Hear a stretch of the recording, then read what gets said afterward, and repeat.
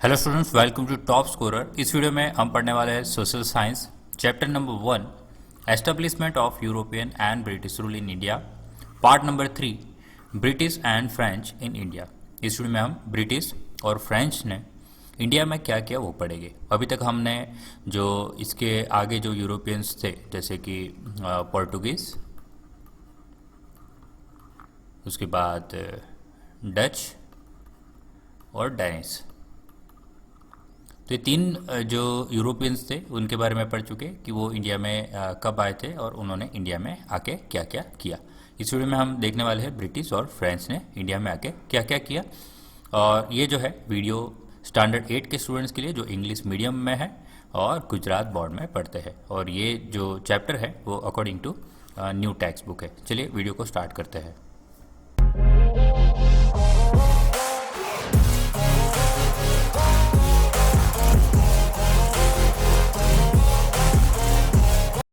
सबसे पहले British in India, India में British. So the East India company was founded in England 1600 AD। ये exam में आपके लिए बहुत बहुत इंपॉर्टेंट है, ठीक है। ऐसा पूछ सकते कि ईस्ट इंडिया कंपनी कहाँ और कब फाउंड हुई थी, ठीक है।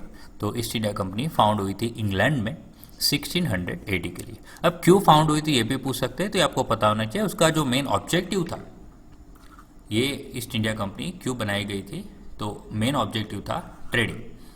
ट्रेड करना था उन्हें वो सारे नेशंस के साथ जो ईस्ट में थे, ठीक है।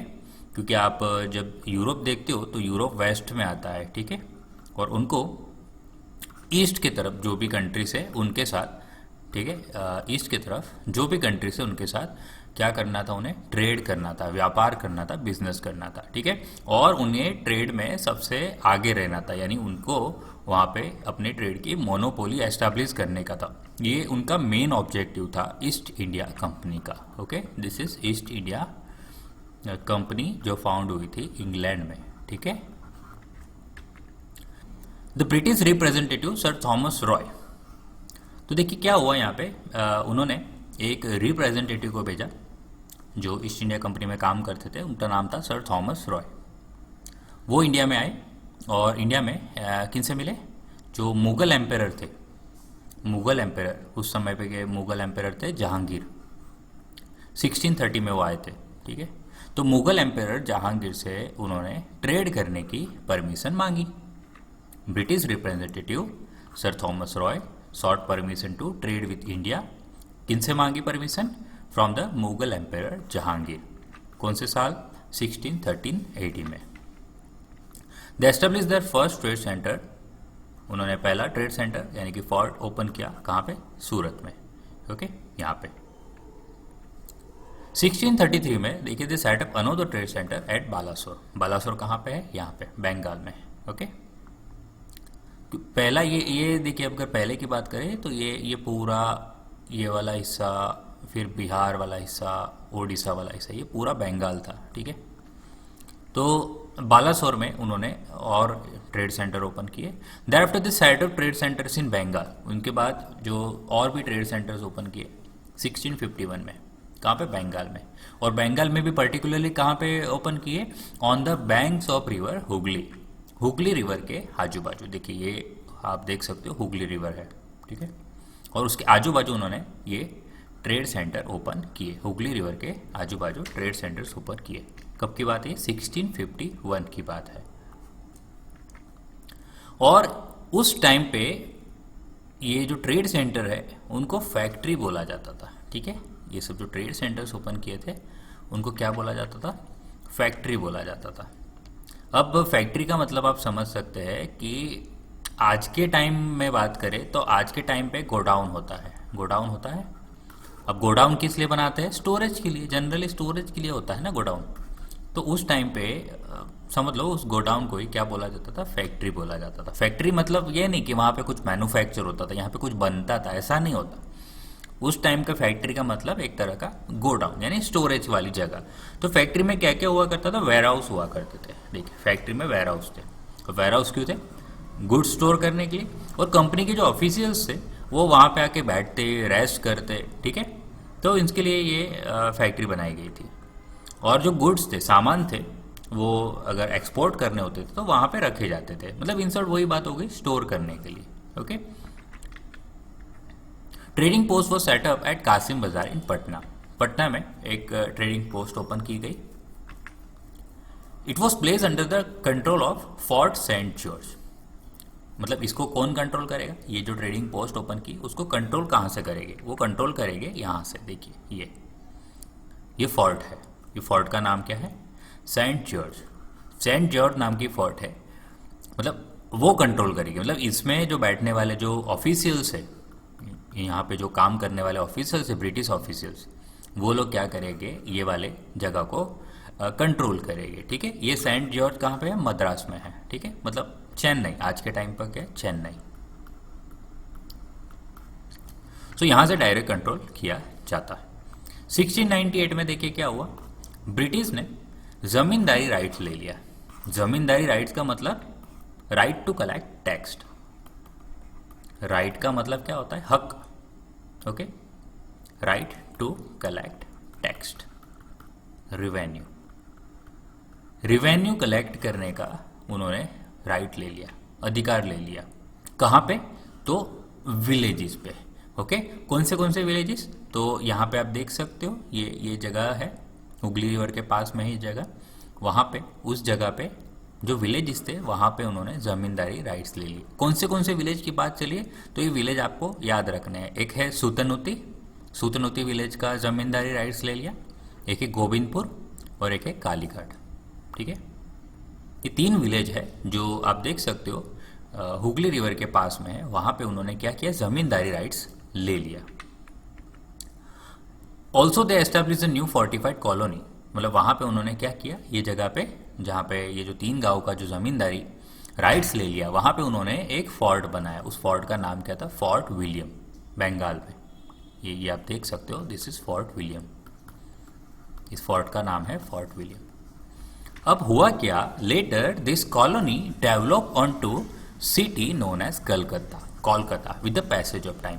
मतलब धीरे धीरे ये जो फोर्ट है, ये फोर्टिफाइड कॉलोनी है, ये पूरी फोर्टिफाइड कॉलोनी है, धीरे धीरे डेवलप होने लगी। और जैसे जैसे टाइम बीतता गया, इसका नाम क्या पड़ गया, कोलकाता, जो आज के नाम हम कोलकाता बोलते हैं या कलकत्ता बोलते हैं। ठीक है, मतलब पहले ये कोलकाता था नहीं, पहले ये छोटे छोटे गांव हुआ करते थे। अब वो गांव में इन लोग ने क्या बना दिया, फोर्ट विलियम बना दिया। ठीक है, एक फोर्टिफाइड कॉलोनी बनी। अब धीरे धीरे वो डेवलप हुई और ये जगह को किस नाम से जानने लगे लोग, कलकत्ता के नाम से जानने लगे, और जो आज हम जिसको बोलते हैं कोलकाता। French in India. चलिए देखते हैं फ्रेंच लोगों ने इंडिया में आके क्या क्या किया। तो सबसे पहले देखिए यहाँ पे 1639 की बात है। फ्रेंच ऑफिसर क्या नाम था, फ्रांको मार्टिन। उन्होंने मद्रास ले लिया, यानी कि चेन्नई ले लिया। कैसे, मतलब लीज पे ले लिया। किन से ले लिया, सो चंद्रगिरी के राजा से।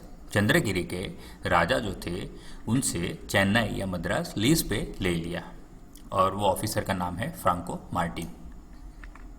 French east India company was founded इन 1664। अभी फ्रेंच ईस्ट इंडिया कंपनी भी हुई। इनका भी देखिए जो मेन ऑब्जेक्टिव यही था, ट्रेड करना। ओके, इनका भी यही ऑब्जेक्टिव था, ट्रेड करना, क्योंकि सभी जो यूरोपियंस थे वो जनरली ट्रेड करने ही आए थे। ओके, सो 1664 में यहाँ पे भी देखिए फ्रेंच ईस्ट इंडिया कंपनी उन्होंने ओपन की। फिर 1668 में उन्होंने अपना पहला ट्रेडिंग सेंटर ओपन किया। कहाँ पे, सूरत में। 1668 में पहला ट्रेडिंग सेंटर ओपन किया यहाँ पे सूरत में, और उनका हेडक्वार्टर जो है वो मसूलीपट्टनम था। मसूलीपट्टनम मैंने आगे भी आपको बताया है। ठीक है, मसूलीपट्टनम ये वाली जगह जो आज मछलीपट्टनम से के नाम से जानते हैं। ठीक है, सो इसमें क्या क्या याद रखना है, 1639 में एक फ्रेंच ऑफिसर आए, फ्रांको मार्टिन, मद्रास लीज पे लिया चंद्रगिरी के राजा से। ईस्ट इंडिया कंपनी कब फाउंड हुई, ये फ्रेंच ईस्ट इंडिया कंपनी। ठीक है, 1664 में। और सबसे पहले उन्होंने 1668 में पहला ट्रेडिंग सेंटर सूरत में ओपन किया, और उनका हेडक्वार्टर जो था वो मसूलीपट्टनम था। ठीक है, तो मैप में देखिए जगह के साथ सब दिखाया है ताकि आपको याद रह सके। आगे दे फाउंडेड पौडीचेरी, यानी आज का पुडुचेरी, 1678 में। देखिए उन्होंने किसको फाउंड किया, पौंडीचेरी को। ये पौंडीचेरी जो जगह है उसको फाउंड किया, जो आज हम पुडुचेरी के नाम से जानते हैं। ठीक है, 1673 की बात है। और फिर बाद में क्या हुआ, the Wars fought between the Dutch and the French in Europe had affected India also. अभी देखिए ये वॉर हो रही थी, किनकी वॉर हो रही थी, डच लोगों की और फ्रेंच लोगों की। अब ये जो वॉर है वो इंडिया में नहीं हो रही थी, ये वॉर हो रही थी यूरोप में। ठीक है, ये वॉर यूरोप में हो रही थी, बट वहाँ जो वॉर हो रही थी, क्योंकि वो जो फ्रेंच ईस्ट इंडिया कंपनी तो वहाँ पे है, तो उसके कारण ये जो बिजनेस उनका इंडिया में भी था वो भी अफेक्ट हो रहा था। ठीक है, क्योंकि वहाँ वॉर चल रही है, अफेक्ट तो यहाँ होगा ही होगा। ठीक है, क्योंकि किस तरह से मेंटेन करना सब चीज़ें वो उनके लिए थोड़ा मुश्किल हो जाता है वॉर के टाइम पे। ओके, सो वो यहाँ पे अफेक्ट हुआ, तो हुआ क्या, और दूसरा फ्रेंच क्या हो गए, फ्रेंच हार गए, फ्रेंच वर डिफीटेड। अब फ्रेंच हारने की मेन वजह ये है कि जो ब्रिटिशर लोग हैं उन्होंने डच लोगों को सपोर्ट किया। जो फ्रेंच और डच की वॉर हो रही थी यूरोप में, उनमें ब्रिटिश भी कूद पड़े जो डच लोगों को सपोर्ट करने लगे, जिनके कारण फ्रेंच लोग हार गए और वहाँ हारे। उसके कारण देखिए यहाँ पे भी क्या हो गया, अब हम पढ़ने वाले हैं the fall of the French, French लोगों का किस तरह से फॉल हुआ। तो 1739 की बात है, they establish control over Karaikal. Karaikal नाम की जगह पे उन्होंने कंट्रोल एस्टैब्लिश करना स्टार्ट कर दिया and begin large scale activities in south. और साउथ में वो लोग भर भर के मतलब सारी एक्टिविटीज़ करने लगे। ठीक है, जो ट्रेडिंग सेंटर्स ओपन करने लगे, जो भी अपने हाथ में आ रहा है वो सारी चीज़ें वो अपने अंडर में लेने की कोशिश करना स्टार्ट कर दिया। बट वहाँ पे वो अकेले नहीं थे। ठीक है, चेन्नई है, ऐसी जगह जो यहाँ पे है, जो कार्नेटिक रीजन है, ये यहाँ पे वो अकेले फ्रेंच लोग नहीं थे, यहाँ पे ब्रिटिशर भी पहले से मौजूद थे। ठीक है, यहाँ पे पहले से ब्रिटिश लोग भी मौजूद थे। So they wanted to establish monopoly in south which led to wars with the British. अभी इनको क्या था, फ्रेंच लोगों को भी मोनोपोली एस्टेब्लिश करनी थी अब, और ब्रिटिशरों को भी मोनोपोली एस्टेब्लिश करनी थी ट्रेडिंग के अंदर, जिनके कारण इन दोनों के बीच में क्या होने लगी, वॉर्स होने लगी। ठीक है, ये जो वॉर होने लगी ये देखिए इस तरह से, this wars were refer to as a Carnatic wars. ये वॉर को जो किनके बीच में हुई थी, ब्रिटिश और फ्रेंच लोगों के बीच में। ठीक है, ब्रिटिश और फ्रेंच लोगों के बीच में। कहाँ लिखा है, दे मतलब वो फ्रेंच लोग। Okay, French.